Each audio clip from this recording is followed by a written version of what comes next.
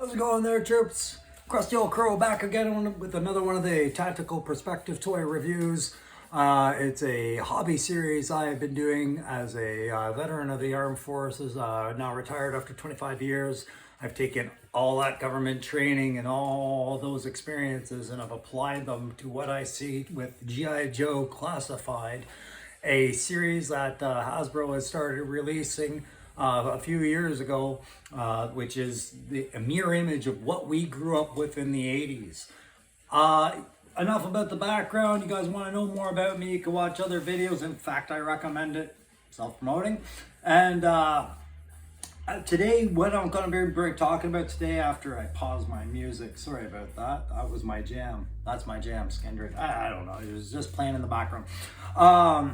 Today I'm gonna shift focus over to a couple of characters I've been holding off on, and I wish I had done that out of the box on them because I bought them after I'd started this series.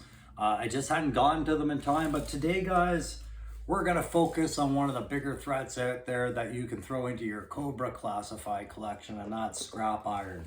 Okay, number 50, so correction, 50, 74 in the series. Scrap iron comes in at a higher price point with a lot of kit and caboodle alongside, guys. So why did I hold off so long on him? Because, guys, I have gone down a complete rabbit hole with collecting these G.I. Joe Classified. It feels like I'm almost trying to recreate that collection I had as a kid. And I'm running into the same experience I had when I was like 9 or 10, and I'm turning 50 very soon. And it's, oh my gosh, there's so many of them. And I only have so much money, right? I'm retired, so I'm at a fixed spending budget on what's comfortable to spend every now and then. And these figures, they range anywhere between 35, or I've seen them go as low as 25, depending on how long they've been out there. And if they were the direct edition basic big box sets, big store sets, like Walmart or Toys R Us. I've seen them go down, but on average, you're looking at about $35 in Canada for the usual suspects of characters. And every now and then, they'll pop out one that goes up to 60 or so. And then beyond that, you have the 3-packs and whatnot. And then you got guys like, what did I pay for this one? This was one of the $60 ones I got, but without my membership, it would have been closer to 70 at my local gaming store. So it's they're a higher price point, and I held off on doing higher price point things because this is not, I've been told, available everywhere. In Canada, in Ottawa, there's an abundance of them. I hope there's an abundance of them now other places, but I've heard other places in the States and other regions in Canada has shipping issues with getting these. So by now, hopefully, if you ever wanted one, you've got one. But if you don't, here's how I'm going to promote it to you. I'm going to do my usual head-to-toe inspection on this thing, and I'm going to apply my military perspective on what is clearly a very creatively developed fictitious enemy, a Cobra guy by the name of Scrap Iron. And I looked Scrap Iron up just because it wasn't one that I had when I was a kid. I didn't have as many Cobra as I had Joes because the selections weren't as diverse, and I didn't want to repeat figures by doing army building. So it didn't make sense to have that much, but every now and then I did get cool Cobra figures, but he was never one of them, and I kind of wished I had. But you never get an explanation as to who he is, aside from he's a very smart weapons developer that probably works as a secretive developer for Mars Tech, which is Deathrow's company. But you don't get an explanation about the blast burns he got, and I'm wondering if the diehard Joe fans out there that read the comics or grew up with the cartoons and were able to watch every episode, you know, and I'm thinking of you guys like D-Macism and maybe even Gasland Grease Monkey. Maybe you guys know about it, but maybe what happened with Scrap Iron, that he got that blast on his face, and if they ever explain that. That's a very common feature with a guy like Scrap Iron, guys. When you come to a terrorist organization and they deal with explosives, you've seen it mentioned in shows like 24 or Homeland. I don't know if they probably mentioned it in that dumb one. What was it? Hurt Locker. there's usually an indication that somebody's worked with explosives their whole life, right? And scrap iron, that burnt face, and we'll get to it when I get to the figure, is definitely an indicator of that. So on the cover, you got that digital rendering of him on board some sort of a runway, or perhaps it's an aircraft carrier, and you've got Joe jets flying above head, right? The thing is, this is it says right on it that it's an anti-tank weapon. So the jets aren't really its prime target. I'm sure he could do some sort of laser guidance to get a jet in close proximity, but these are anti-tank missiles. It says so on the launcher, so I hold it to that. So I'm just going to use this pencil as my pointer today. I've lost my usual pointer. So you get that digital rendering of him, and he's got his pistol drawn. You can see his remote in his hand, and he's got his visor down. Up here in the corner, you get what's included in this box set with the accessory pack, which I'll show you as I open this box. And I do retain the packing materials if they're worth talking about, guys. And you do get your heavier blast effects, right? The Cobra Viper set introduced you to the small arms and regular firearms blast effects, and even the smoking chamber effect. This one introduces you to things that that could be considered compatible with guys like perhaps Bazooka. You might be able to get away with some of these effects in dioramas with Bazooka, but it's included here in Scrap Iron and his anti-armor drone. Okay, so, and you can see it's been offloaded in the background. You got those ground blast effects from where it's created ripples and whatnot. And there is some confusion when I talk about the drone about where these ripples get placed in laws of backblast regions, okay?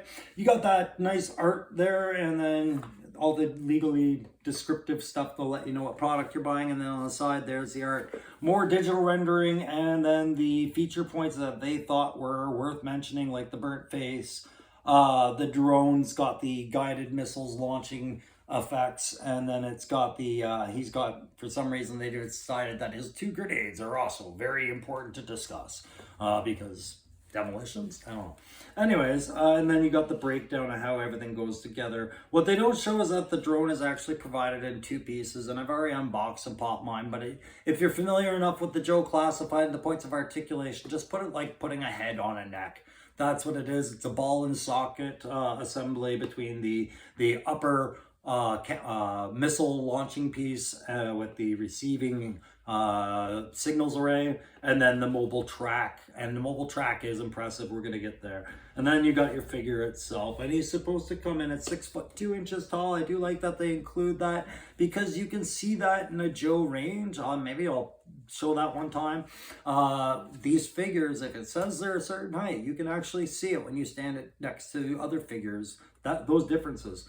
Then on the side, you've got the artwork again from the front on the side, but this time as a computer image and a QR code that apparently you could scan it, put through the old Scanneroonie, and come up with some information there. So that's what's included on the box. Inside the box, all I wanted to show you is you get a really much better background for them. This is where the figure and the tracks are put on, I believe, if I remember how I had that. Either way, this is how the background comes. Nice image there.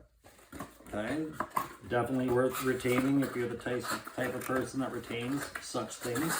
I also have background display stuff that I have aside, and this might very well shift over to that. And then you got your case with the usual Cobra logoed wrapping paper. You do get some cardboard accessory in there to help keep things straight and not from warping too much in shipment. And then the legal gobble of the Ute. The number 74 crates, it's a Pelican case styled Cobra version that says scrap iron and anti-armor drone. Okay, that's what we call these kind of cases. If anyone's ever wondered, here in Canada, if they're a hard locking case like that with the handles, we refer to them as a Pelican case. What do you guys call them? Anyways, Pelican's a company. It's like calling a box of tissue Kleenex. Kleenex is just a company, Pelican's a company. Anyways, that's the box, guys. That's what you get. Let's shift that camera over. But first, we're going to talk a little bit about the role of about this guy's role. He's an anti-armor guy, right? So this is one of the guys that I felt I had to get just because he was one of the biggest threats to my career as an armored reconnaissance and armored soldier. I did get some tank time. I am qualified on our tanks, but I never did command one overseas. I was a part of LAV crews at every time I deployed anywhere. But an anti-armor tank, just a tank hunter is Joe's worst nightmare here, in that, yeah, your infantry are good, but your vehicles are now in threat, and you're talking about Steeler and his Mobat, and he could be very much a big nightmare to Cutter and the Whale and the other Joe support vehicles. Scrap Iron is your heavy hitter for your Cobra collection, so let's have a look at them. All right, so by the way, as I go by my Joes, you can quickly have a notice about the height differentiation that I was talking about. There we go. So there's Scrap Iron. We're just going to bring the camera down and closer to his level really quickly, back and forth. And here you have them. And maybe I'll put them on this platform so we can have an even better look. So this is Scrap Iron as you get him with his accessories out of the box. And you can see that I have him posed with the grenades on his chest because they are important to include in the picture. And then he's got his drone controller in his hands, and he's got that separate pistol in his hip. So let's take this from head to toe. And then afterwards, I will, of course, give it my playability grade and my tactical grade, and then move on with my life, because either you love this guy or hate him. He's actually a very simple figure. It's his accessory that makes everything more complex. So we'll get to that after he's done.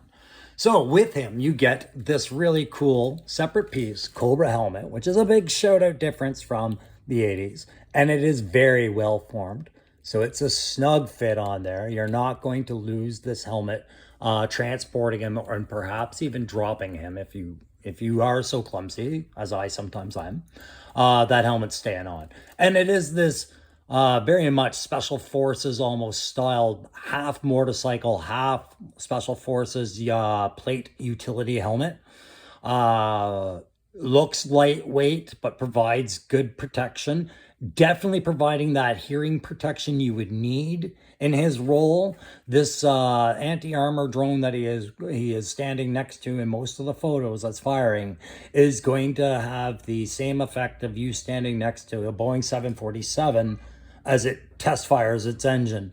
It's not going to be good, and you're going to need hearing aids afterwards. So they've got him covered. He's got that nifty, different kind of material visor. You can see the helmet is a flat black, looks like tactical plating, and then the visor is a reflective black, which shows that tint. And of course, we've got that Cobra emblem on the top, neatly placed center, and it's because it wouldn't look good anywhere else on this guy. So of course, you're going to put it on the helmet. And interior, you can see just how snug that fit is. All right, so that's going to get the helmet out of the way. I'm just going to put the helmet over back on the backstage. And then we're going to tilt the camera ever gently so we can get a better shot, hopefully, of his face. So, guys, the face is the big feature of this character that sets him apart from any other, right? So, there's been criticisms about whether the coloring and everything could be done anything. Guys, conversion artists can do washes, dry brushes, light pencil layering. You can make that scar look absolutely gruesome and hideous. But Hasbro did their job. They gave you a very nice blast burn. You know, a creator getting bit by his product, his creation. You know, the Dr. Frankenstein effect. The bomb maker who just proved that he isn't infallible.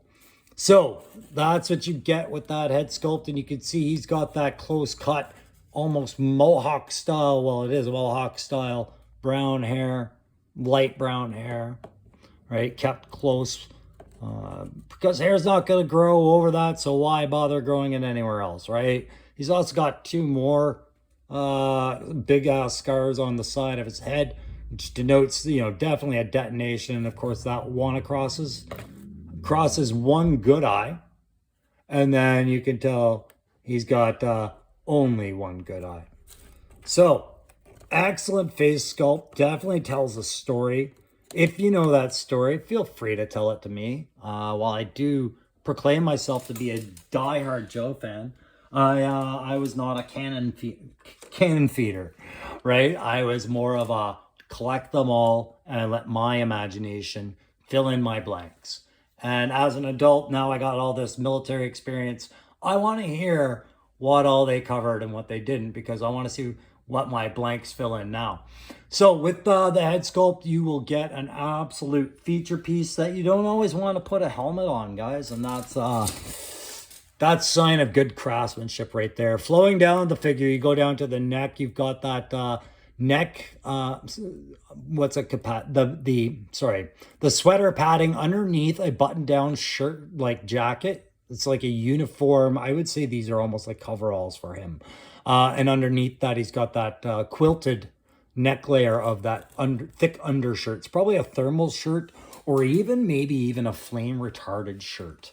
When you're working around a lot of tech like that, if he is such a weapons designer and he's been bit once, he knows how not to get bit again. I'm just gonna stop that drift here and move this here. Okay. So you got to think that maybe his uniform's a bit flame retarded as well. So, as with all Joes, you can see from head to toe, this guy has nothing but articulation. And they did hide the pins for the pin system jointing that they've got with the elbows. And it is tucked away. You can't see it on the knees. That's a difference from other figures. And I'll cite the Cobra Viper, which he looks so cool next to. You can see the holes next to the knees. You can see the holes next to the elbows. And not on the wrist because of the gauntlet, but they'd be there, right? That's extra time, detail, probably a little bit of extra planning and crafting, a little bit harder to do. So it's always good to notice it when Hasbro does do it. My camera drift is terrible. All right, so I'm going to turn them around as we talk about this vest, because this is where we get into those articulation issues I was talking about. And there they've stuck in that Cobra logo where it would fit on the body, which is not just on the helmet, of course, as I said, but on the shoulder. They've left it perfectly logical there. That vest, while is amazing, and picture this, guys, get ready to see this again in some format when we might see a short fuse, a Flash, or a Grand Slam figure, if they ever get to it. This vest and this issue could come up if it's done in a particular way, which is really staying true to the old 80s design and maybe not being willing to adapt it more practically for what the figure is bringing. So you can see this backpack peg there. Scrap iron does not come with the backpack, thankfully, so we don't have the issue that you could clearly see would be presented in how high this back protection rides, all right? So you would be able to get the peg most of the way in, but then the backpack wouldn't be able to seat properly, I'm sure. I'm not going to waste my time demonstrating it because it's not relevant to the figure that you're getting here. Okay, but what is relevant to the figure that you're getting here is the same issue I covered in the last video I did with Flint. And that is that upper torso flexibility is restricted to hips and below and nothing higher. But again, unlike Flint, because of the way his head was done for his helmet, I guess, he doesn't have that upward head range, right? So the articulation in the torso through the head has its limitations with scrap iron, which to me, they almost said, well, we're just going to have to do a better job of hiding the pin joints and making a really high detail figure to compensate for the fact that it's going to lose some posability, because we want to make sure it's true to the original. And I'm fine with that. I'm just pointing these things out for your expectation levels or agreements or disagreements. Experience, whatever. It's why you're watching the reviews, right? And these are discussions as well, guys. So on the other side, that's what you're getting there. You can see, I do like how they broke up that protective vest with the black Velcro strapping on the side. That's how it would get assembled. And of course, I think I talked about vests in an earlier video about one of the Joes. And I talked about how ours had the Velcro straps across the sides and across the top. Here, they've got Velcro straps on the side, then over here, they've got buckles, so that's fine. There's the grenades the box wanted you to know about, and there's another mag pouch or some sort of utility pouch integrated into the padding design right here, which I have the controller in the way. So that black pad in amongst all that other red padding. There's no other logos on this guy, and there is a nice little black, flat black extra protection elbow pad that they've incorporated into the this region of the arm, the bicep swivel area. It is a nice way to break up just a continuous blue, the way that they have subtly worked up the black to do that. So it's subtly worked in with the knee pads. It's subtly worked in with elbow pads. His gloves are a little bit shinier, but they're very technical gloves. And then if you look at the wrists have that same quilting as that undershirt, right? So this is another contributing factor that leads me to believe that this is fire redundant material, as is the texture of his pants. It is a very rough pattern pants, and I would think that these are blast protection pants. They're very thick and quilted looking, and I like that they throw in these seams all the time. But yeah, there's back utility pockets, but they're simple and there's no side pockets.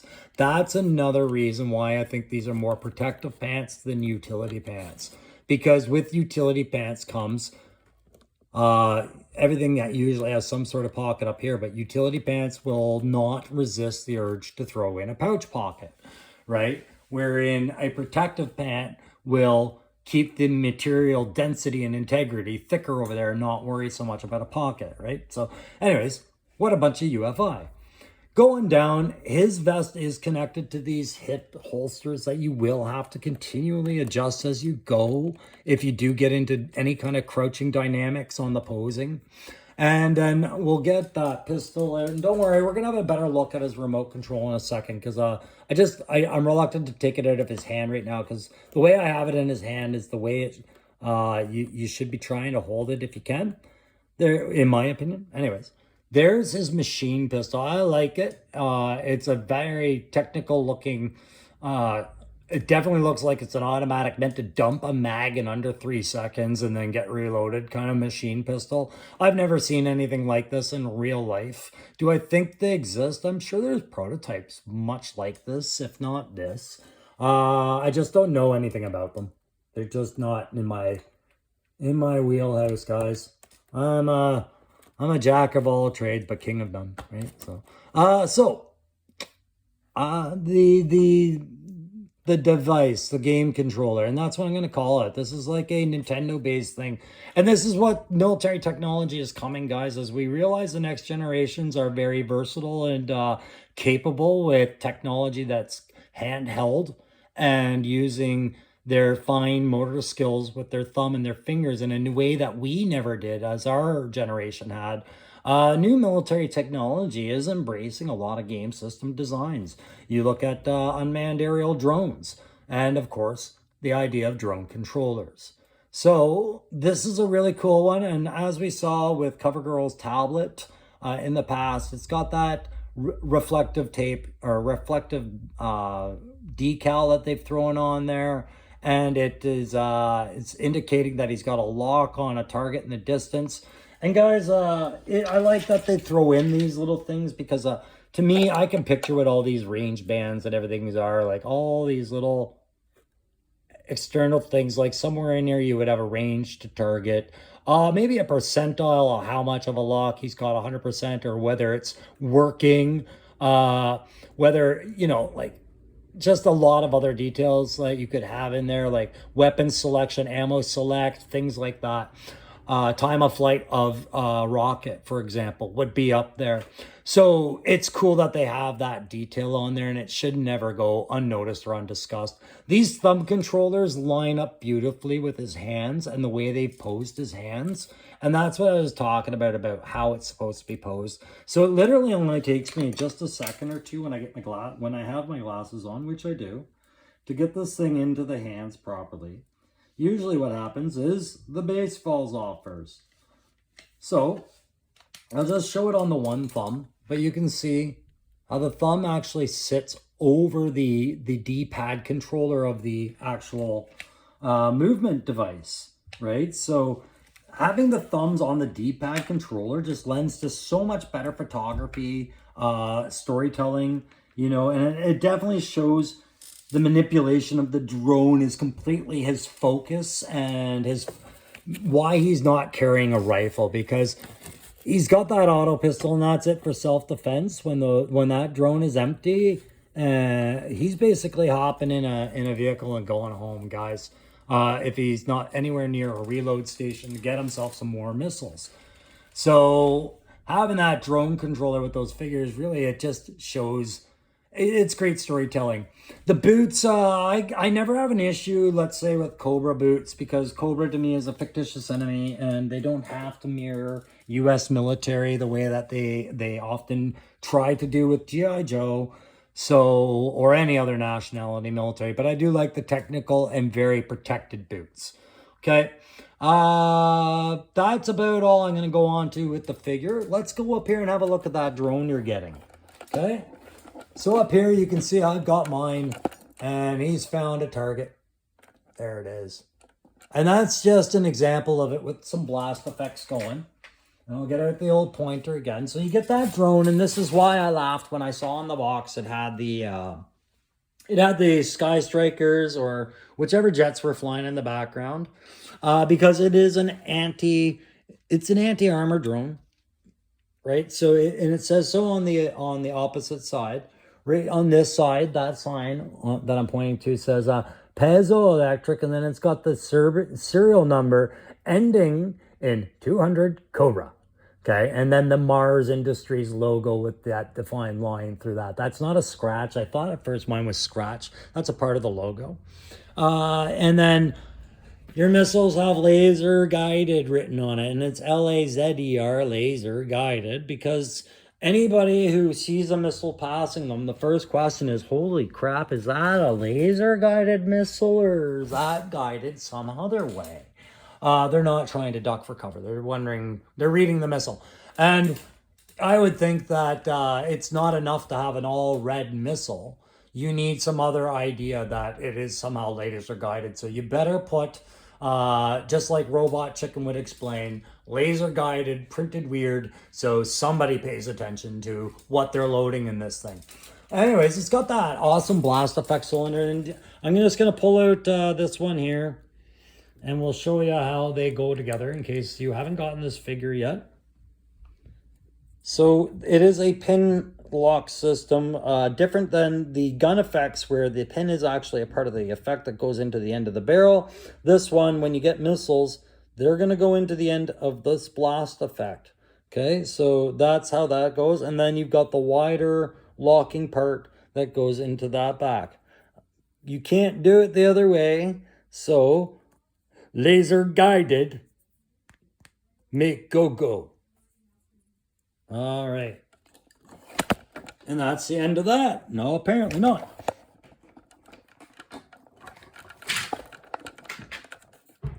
Okay. Oh, shoot. We have an issue with the camera. Stand, pardon me, gentlemen, while I sort that out. Oh, dear. So, anyways, the articulation on this does not allow for a lot of up and down movement. We're just going to go fly on that. Okay, that's about the maximum amount of point articulation you can get, is about that kind of leverage. And yeah, I knocked over these conical blast effects. I'm going to pull this thing down and put it on the other stand, and we'll talk about that for a second. So we'll just get our buddy over here, and we'll move this over gently with no missiles, apparently, over here. And we'll just do a quick walkthrough with the drone. So there he is there.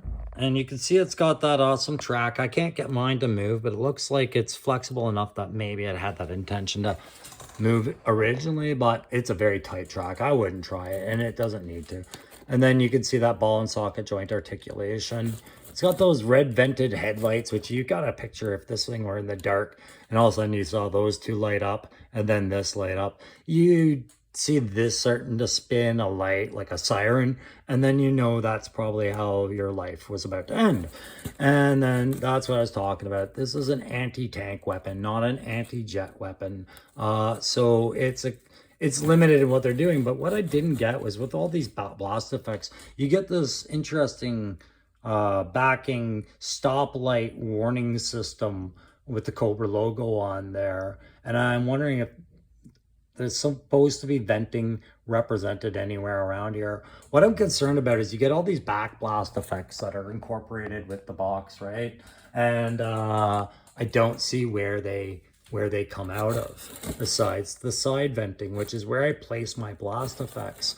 And a lot of missile systems, guys, are not always direct. So that's why you saw I had my conical effects like further away from the barrel and maybe even up here, because a lot of missiles don't kick in until they've left the system. So it's like, boom, right? So that's what I picture that's for, right? So then it's like I show that empty because the actual effects for showing them launching, if I can grab one now, there they are. These don't seem to be really long enough to do them very far apart, but you can get away with it a little bit, but it's almost like they don't mirror for that effect. So it's really just an imagination of how you picture yours firing. But you can see it's 360-degree traverse. It's got that cool laser guiding sight. And then, like I said, I picture that being either a hunter-killer sight, or a even a warning siren of some sort. And then you got probably your thermal sight up there, and then some diagnostic plugs or whatever, just so you can download stuff out of it or reprogram, look for glitches. But so if this is a hunter-killer sight, I'm just going to quickly explain what a hunter-killer sight does. So basically, let's say this was targeting our friend here, Scrap Iron, right? So the gun's aligned to Scrap Iron. Whoever's controlling the gun is aligned to Scrap Iron. But the hunter-killer sight is a separate sight that searches for targets while maintaining its point of aim and current target lock, for lack of better description. So while the main targeting assembly is locked onto this position, this sight now starts looking for other targets in depth and around that area, traversing, and maybe he finds Stalker up here. And so, you know, it's an almost instantaneous thing. The advantage being is that now when he fires that first missile at Scrap Iron, as soon as that missile releases, the gun shifts over to its next target if it's set to be slaved to its hunter-killer sight. As soon as it achieves its hit or destruction of the target, it's gone to the next site as soon as you release it to the hunter-killer slaving. Okay, so that's the idea of a hunter-killer sight and how they work. So there's your Joe knowledge of the day. Now you know. Knowing's half the battle. I'm going to use that in these videos from now on. So just live with it. So guys, let's talk about the grading for a second. The overall figure. Playability, I'm going with the strong B+, because it comes with the proper accessories for a right good story-told figure. Between the facial sculpt of the massive injuries, this guy's story just is told in the simplicity of what he's done. He's got that helmet where his world just becomes one place only. That controller, this drone, and then he goes home. That's why he's got the gun. This drone is its own play piece. If there was its own figure, it would be another 30 minimum, right? So if you take the average of the $35 Canada figure and the average of the $30 or $35 Canada figure with the play effects, for sure you could justify that. Pardon me. You're actually getting a good deal at $60 to $65 as far as playability. So as a figure, I would say it's a B+. But with the accessory, this thing goes right up to an A+ every time. You've got the blast effects, you've got the missiles, you've got the storytelling here. Playability for this figure set is an A+. It's just the figure is a B+ because of his articulation issue and his torso. All right, so I hope I explained that clearly. Not that anyone really cares how they're graded. Tactical, yes, I'm going to give it a strong A+ on this guy because he is decked out to stand next to a high blast area. He is protected, and then he's got his sidearm. But it's only that it's because I can't picture an anti-armor drone guy going out without at least a section of infantry in support of him. Okay, usually I would ding him for not having a backpack of kit or a rifle to support himself after this thing works. But he's not a frontline guy. He's an ambush guy. And an ambush isn't just going to be one missile if you're going up against a pack of Joes. We all know this, right? So there you go. So Tactica A+, and this vehicle looks like it works pretty good to me. I don't work with a lot of drones in my career. I watch them fly overhead. I know guys that launch them now, but it's not really my thing, and I never worked with a ground-ridden drone. Played with some RC cars in my time, but I have actually worked with the EOD guys and some of their drones. When I was overseas, I did bring them to their objective and watch them do their thing. And I do like the track system. I like the independent suspension, the way they've got that represented, and the way that the track is, you know, the drive sprockets are tucked away nicely in there. The idea of this thing ever throwing its track, the way it's designed, it seems impossible. It seems more like it's riding on really hyper-tightened Skidoo tracks than tank tracks. Okay, which would denote that it's got some high-speed mobility to it. Anyways, I think the markings, by calling it an anti-tank armor, like an anti-tank weapon, and putting a number on it, this reduced anyone's ability or want to maybe collect multiple scrap iron. I don't know. You know, you can get rid of the number, and the anti-tank limits the story. To me, I think they were fine with laser-guided missile system or some sort of sentry drone or something like that, putting it on there. Committing to one type of target, I think, is a mistake. There's lots of reasons guys would want something like this. This is a bunker buster. This is a plane targeter, right? If it had surface-to-air missiles. Like, there's a lot of things we could do here. Naming the role on the side, I think, was a mistake for playability, but I'm not going to ding it. Anyways, guys, so playability and tactability, both A+. I love this set. And maybe I'm just a little bit of bias because to me, this guy, they hit all the marks. Some people may feel a little robbed about maybe the articulation on the torso or the lack of a firearm with it. Or maybe you just didn't like the upper drone design and maybe you want to try and make one yourself. If you're a conversion guy, I have hats off to you. I love that stuff. So that's about it for today, guys. Would highly recommend this figure to anybody who has been on the fence about it. It is worth the extra money in what you get and what it contributes to the shelf. This guy was meant to sit next to the Viper's box set. You get yourself the Viper box set and scrap iron. You have a firm Cobra representation for your display. Anyways, guys, that's it for me. If you like this video, please press like. If you really liked it, please subscribe. I'd be happy to have you on board. And I'm going to keep going as I still have a few more of these to get through before I'm doing just unboxing videos on as I buy them basis. I have to get through a few more of my collection yet. Anyways, take care.